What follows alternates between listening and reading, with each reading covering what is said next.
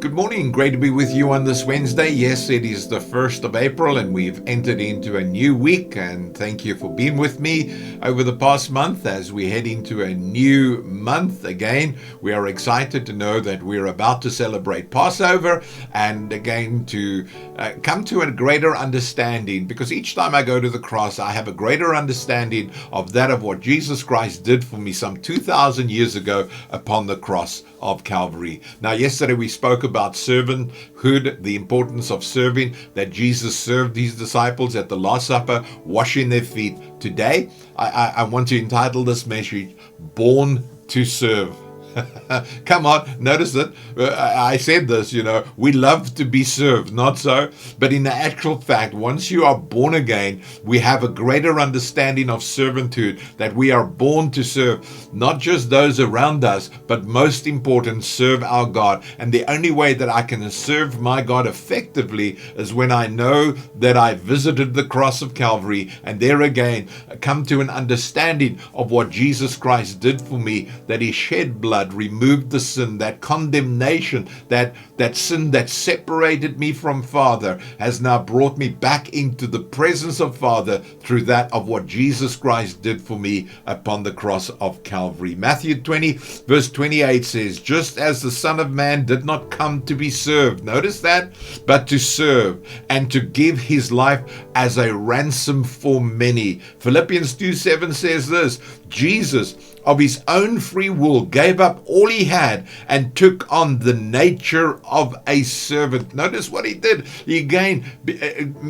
God became a servant to serve you. That is what he did. Listen, Galatians 5:13 says, through love serve one another. Now we see God serving. We take again our lead from that of what Jesus did, the way that he served. Now I begin to serve others with the good news of the gospel of the finished work of the cross of Calvary. That is what we've been called to serve others with. We serve them the meal of the finished work of the cross, not our way of coming to the cross, not our message of the cross, but his finished work, his message of hope is found coming to the cross, knowing that Jesus paid the price for you and I.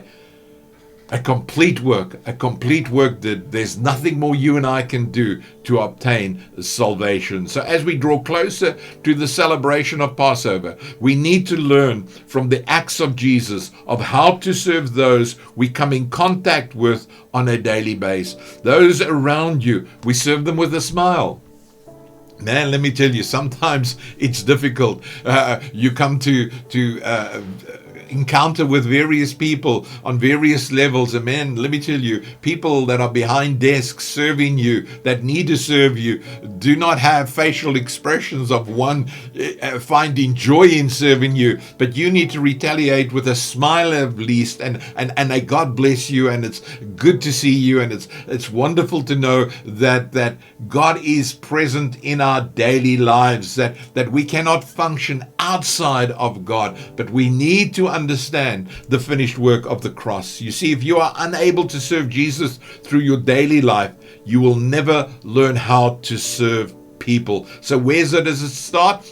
It starts back at the foot of the cross. We cannot run from the foot of the cross. You see, my daily life starts at the cross. I take a moment of reflection, of reminding myself what Jesus said, and he said this, do this in remembrance of me. Every time I come to the cross, I do this in remembrance of that of what Jesus Christ did for me regularly.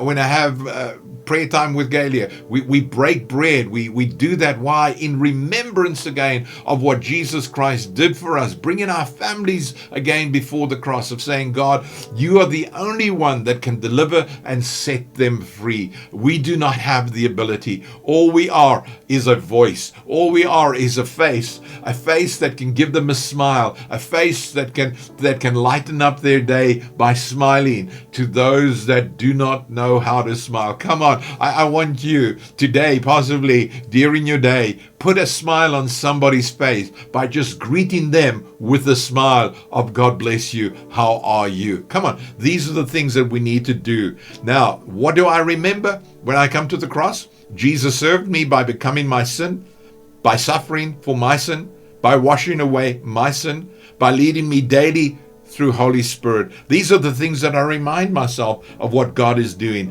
Daily, I remind myself. You see, once I'm able to acknowledge that I'm a sinner saved by grace, I am ready to wash the feet of those who need a touch from the Master, our great servant. So Jesus Christ says this, do as I do. Wash those feet around you. I'm not saying you must walk with a bowl and a towel. No, I'm not saying that. I'm saying just wash them with the smile of God is for you, not against you. Reminding them of that, of what Jesus Christ did for them upon the cross of Calvary. Our purpose as Christians are not to be served, but like Jesus, to serve those by helping others to come to a greater understanding of the finished work of the cross of Calvary.